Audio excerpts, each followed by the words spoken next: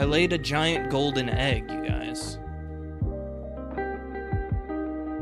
It was an Easter miracle. I laid this egg. After I heaved and squeezed for about 3 hours, I laid this golden egg. I was thinking about going to the hospital. That's how bad it was. What do we do with this miracle egg? I mean, obviously we crack it open. But do we eat what's inside? Do we slurp it up? Is it gonna be tasty?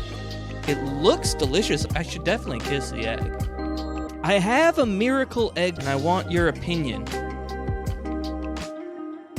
What do you think's inside there?